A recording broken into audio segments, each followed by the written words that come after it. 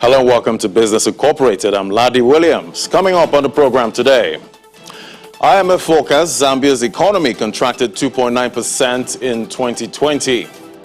And World Bank says Mozambique's economy is expected to rebound by 2022. And Kenya business confidence dipped slightly in February to 50.9 points. Let's get the show started now with market numbers. Here on the African continent, major markets we track were mixed. While the NSC in Nigeria continued its bearish run, the JSE in South Africa gained 0.45%. The EGX30 in Egypt ended the week negative on Thursday by 0.52%, and Kenya ended Thursday's session negative. And markets in the Gulf region closed for the week negative on Thursday. Dubai's main index lost the most by 0.80%, while the Abu Dhabi index fell 0.12%. Elsewhere in the region, Saudi Arabia's main index shaved off 0.73%, while the Qatari index declined 0.40%. And European markets retreated Friday as another surge in bond yields continues to roil global stocks. Let's get a sense of why this is happening from Chelsea Delaney. Hello, Chelsea. Great to have you. So the markets continue to be driven by fears over inflation and higher interest rates. How are investors in Frankfurt looking at the risk? Well, those fears are certainly dominating trading here in Frankfurt as well. You mentioned this spike in bond yields that we've seen. That's also been impacting the European market, and we've seen stocks get hit here for the past several days. The DAX here in Frankfurt is down about 0.5% again, but some of the U.S. indices, which had seen these enormous gains at the start of the year, have basically erased all of those for the year. The NASDAQ, the tech-heavy index in the U.S. is actually down for the year now. So we are definitely seeing some of these big market rallies start to unwind, and people are very concerned that we could see inflation really start to take off across some of these developed countries, and that's in part because economies are going to reopen at some point soon. People will be able to go back to stores, and what investors fear is that there won't be enough supply, so we'll see prices really start to shoot up.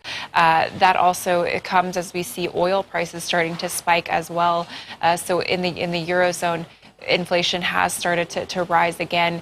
That could potentially mean that central banks, including the European Central Bank, need to raise interest rates quicker than expected. That would essentially be turning off the money tap for these markets that are very dependent on central bank money. So this is definitely in the eye. This is in everyone's focus here in Europe. And the next big test for this market rally is going to be next Thursday's European Central Bank meeting, where they'll potentially give some hints on whether they're ready to start raising interest rates, how much longer they plan to keep monetary policy this easy.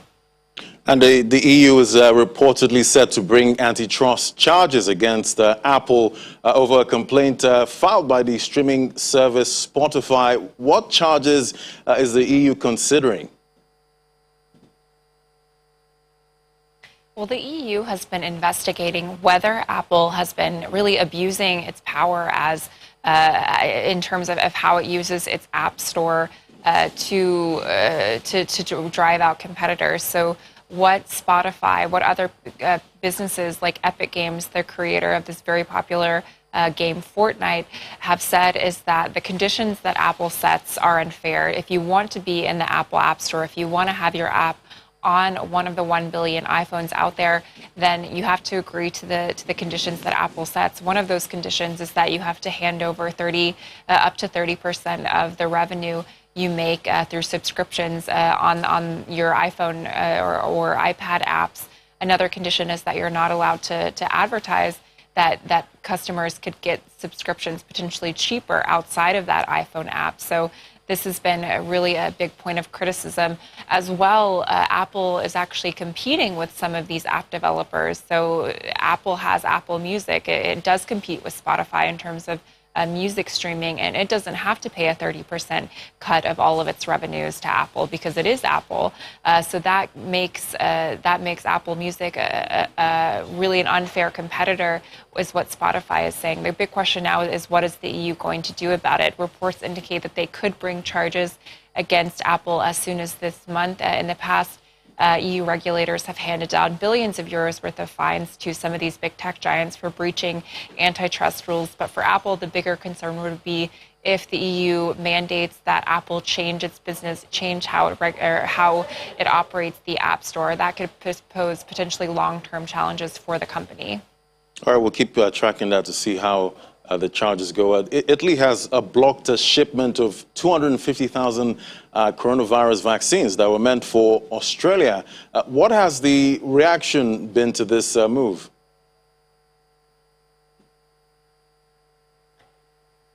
Well, Australia has tried to some degree downplay what this means for them. They say they have enough vaccines, that it's not a huge blow to their vaccination campaign, that Italy has stopped this export.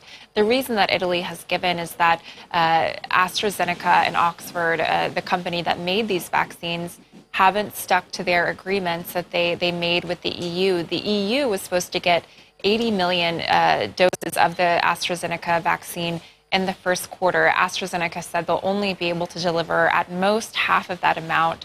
And meanwhile, AstraZeneca is making vaccines here and shipping them to other countries. The EU has said if AstraZeneca doesn't hold up its end of the agreement, that it will stop those exports. This is the first case in which we've seen a country actually do that, but other countries have said that they could follow suit. France, for example, said that they could also block exports of vaccines.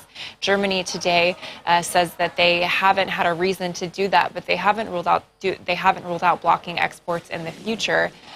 This, of course, if it becomes a pattern, could become a bigger issue both for vaccine rollouts and politically, as there's been a lot of concern about vaccine nationalism, about countries really going it alone, and this would be certainly an escalation of that if the EU starts blocking exports of vaccines to other countries. Very serious issue indeed. Anyway, thanks for the update, Chelsea. Great to talk to you as always. And for markets in London, let's talk to Juliana now. Hello, Juliana. Great to have you.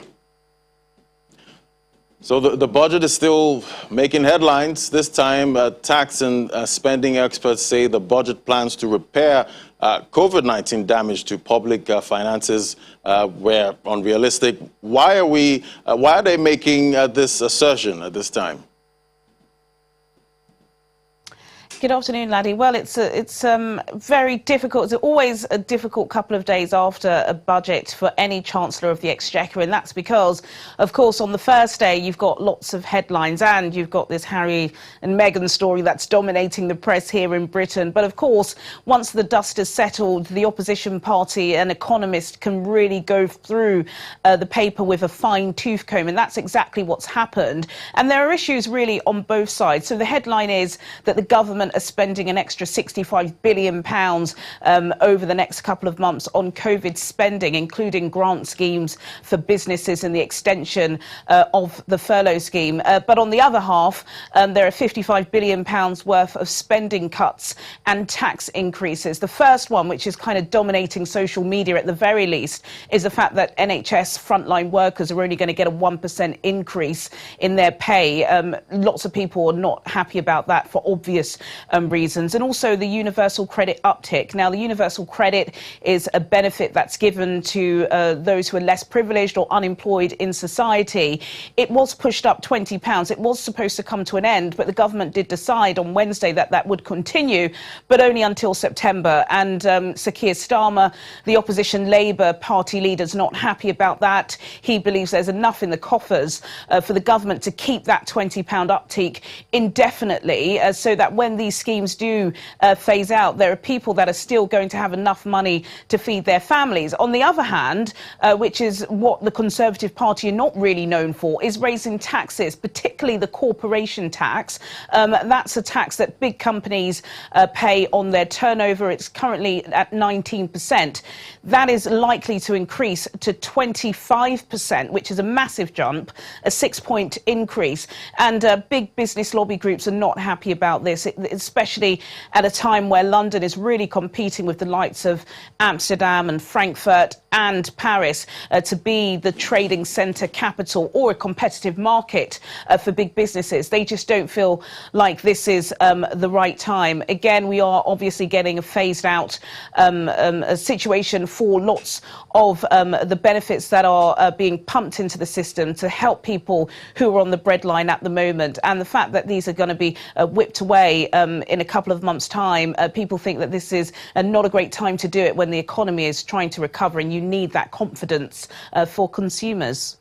Exactly. And looking at data now, the Halifax House Price Index is out and suggests that the UK housing market is slowing from its boom last year. What's driving this? Well, it's a small slowdown. It's a 0.1 contraction from January to February. But if you look at the data closely, you can see that it's still 5.2% higher than it was at this period last year. So it is slowing down, but just slightly. That could be because of the fact that a lot of people did believe that the stamp duty was going to be coming to an end on the 31st of March. The Chancellor did decide to keep that in place until the end of September, but because it takes such a long time to buy a house here in the UK, a lot of people stopped buying in January because it would have taken at least 3 or 4 months for the house price to go through. So that's one of the reasons why potentially there could be this slowdown. Some economists don't believe that the boom is over yet. We do know that in Wednesday's budget, the Chancellor also declared that there'll be 95% mortgages backed by the government. A lot of people raised their eyebrows there because that was a famous scheme adopted by former Prime Minister David Cameron and George Osborne, and it went, pretty wrong when it was done then. But Boris Johnson wants to turn Generation Buy into Generation Rent. So if you couple just putting down a 5% deposit on top of the fact that there'll be no stamp duty, then potentially this boom could last for a little bit longer. Generation Buy, very interesting. Well, all prices on focus today after OPEC's decision. Investors are also keeping an eye on U.S. jobs data. How are the markets trading these, and what is the outlook for next week? Well, the FTSE all-shares started off in the red at early trading. It's just crept into positive territory, so it's likely to end the week in the green. At the moment, the FTSE all-share is up 0.03%. The FTSE 100 is up by 0.23%, and the FTSE 250 is down by 0.46%. In the currencies market, the British pound down today on the US dollar by 0.73%, also down on the euro by 0.40%, and down on the Japanese yen by 0.19%. Big week next week. The focus is going to be on GDP data. This is the first time we're going to get a forensic look at how the economy has battled through January, which was the start of the third national lockdown. We managed to creep ourselves out of a recession by that 1% growth in the last quarter of 2020. What we're expecting is a contraction of minus 5.6%, which is not going to be great, and I'm sure is going to add to the woes of the already woeful Chancellor of the Exchequer, Rishi Sunak. Exactly. All right, Juliana, thank you for the update, and do enjoy the weekend. Thank you. And shares in Asia Pacific were mostly lower Friday as investors watched bond yields as well as technology stocks in the region. Mainland Chinese stocks closed mixed. The Shanghai Composite declined fractionally to 3,501.99, and the Shenzhen Composite gained 0.17% to 2,298. Hong Kong's Hang Seng Index closed 0.47% lower at 29,098, while South Korea's Kospi fell 0.57% to close at 3,026. Japan, the Nikkei 225 slipped 0.23% to close at 28,864, while the Topix index finished its trading day 0.61% higher at 1,896. Meanwhile, stocks in Australia also declined on the day, with the S&P ASX 200 down 0.74% to 6,710. MSCI's broadest index of Asia-Pacific shares shed 0.89%. And I will bring more developing stories across Africa after the break. Do stay with us. And in the last several decades, many nations of the sub-Saharan Africa region of West Africa have remained in the forefront of cocoa production, far higher than other areas of the globe. With that has come larger export earnings due to rising demands and the reliance on cocoa in the manufacture of various products, driving consumer demands in markets at local, regional, and international levels. As the AFCFTA has kicked off, how can the implementation help diversify West Africa's cocoa sector? Ted George, the Chief Executive Officer at Clio's Advisory, joins us now to talk more about this. Hello, Ted. Great to have you. It's good to be back. Thank you. So very recently, you spoke at the Amsterdam Sustainable Cocoa Conference about diversification in West Africa's cocoa sector. One problem that is often cited is a lack of value addition. How serious is this? Well, it's very serious when it comes to cocoa. West Africa produces around 70% of the world's cocoa, but 3/4 of it is exported raw, which means all of the value addition is actually going to other countries, particularly North America and Europe. It's just as bad for cotton. Around 70% is exported raw. A lot goes to China, where it's turned into yarn and into T-shirts and then sent back to Africa. So there are probably farmers in Burkina Faso wearing Chinese-made shirts with their own cotton in there. And it's even worse when it comes to something like cashew nuts. Maybe 95% is exported raw. And so really there needs to be efforts to see how can we get more value out of the cocoa while it's in Africa. Exactly. And what examples are there of African countries capturing the value of their cash crops? And what in your view needs to change so that West Africa can get real value from its cocoa? Well, actually, an interesting example is Nigeria itself, and that is sugar. Around 20 years ago, the government started a reverse integration program. They started limiting imports of packaged sugar and refined sugar, and they also gave tax incentives to invest in local refining capacity. And now we have the largest sugar refining complex in the world, which is around the area of Lagos. And that means in the last 20 years, we've seen imports of refined sugar fall from around 90% to around 10% now. So all of that value, which was being captured in Brazil, is now being captured in Nigeria. And if you take the example of, let's say, Ethiopia, they're the largest producer of coffee in Africa, but not the largest exporter because they consume so much of their own production. So the bottom line here is both of these examples are serving local demand. And so when it comes to cocoa, it's really got to be about how can we get more Africans consuming cocoa. It's not just about making chocolate bars. Chocolate bars might melt in Africa, but it doesn't have to be chocolate. From cocoa, you can make soups, you can make cakes, you can make drinks. And also, I mean, it's used in cosmetics. Even something like dark chocolate is actually a health product these days because, of course, it's high in antioxidants. And because it doesn't have all the sugar and fat, actually, it's very good for you, I mean, in terms of your heart and blood pressure. So exactly. I think a lot more R&D and local demand for cocoa, that will really break the logjam. And I'm actually a big fan of dark chocolates. I take them every time. But as the AFCFTA has kicked off, how can this change the debate around diversification in Africa? Well, I think the real key with the AFCFTA is that it removes the hard borders. And so for the first time, you can really have cross-border value chains for soft commodities. If we take the case of Nigeria, it's the largest producer of cassava in the world, one of the largest producers of tomatoes, but over half of those rot before they get to market. If you could have semi-processing them in Nigeria and then exporting them all over the region with no barriers and then finishing in other countries, you can have that kind of cross-border value chain. And I think it's the same with cocoa and many other products as well. There is such a rich agricultural sector in Africa. If we can link up across the borders, these value chains, then I think we'll get full demand. And the great thing is, of course, if you build this on local demand, it actually reduces dependence on imports of food, which are nearly 40 billion a year. So it's a win-win as far as Africa is concerned. Right. Ted George, Chief Narrative Officer at Clio's Advisory, thank you so much for your time. It's great to be on. And the International Monetary Fund is forecasting that Zambia's economy contracted by 2.9% in 2020 as macroeconomic and social outcomes deteriorated as underlying imbalances were compounded by the COVID-19 shock. According to the IMF, with a weak economy and increased spending, both on emergency COVID-related needs as well as agricultural subsidies, the fiscal deficit widened further, largely financed from domestic sources.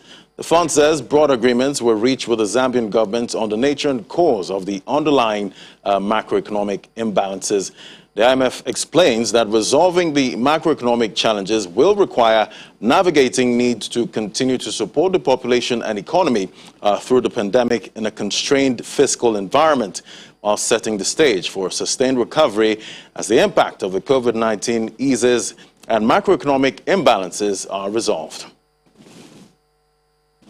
And the World Bank says that Mozambique's economy is expected to gradually recover from 2021, but substantial downside risks remain due to uncertainty surrounding the path of the COVID-19 pandemic. While the economy registered its first contraction in 2020 in nearly 3 decades, growth is expected to rebound over the medium term, reaching about 4% by 2022. According to the World Bank, the COVID-19 pandemic has hit Mozambique's economy as it was recovering from the debt crises and the tropical cyclones of 2019. The country's real gross domestic product is estimated to have declined by 1.3% in 2020 compared to a pre-COVID-19 estimate of 4.3%, as aggregate demand fell and lockdown measures necessary to contain the virus disrupted supply chains. And business activity in Kenya continued to improve in February as the level of output and new orders increased. However, the pace of growth has slowed down to the weakest pace in the 8th month as the Purchasing Managers Index dipped to 50.9 from 53.2 in January. The price of most items increased in February following the hike in value-added tax at the start of the year. Although output and new orders increased in the period under review, sales grew at a weak rate as limited cash flow restricted household spending. Buyers reported an improvement in delivery times as a result of stiff competition among vendors, while some clients complained of delays on imported goods due to supply chain challenges.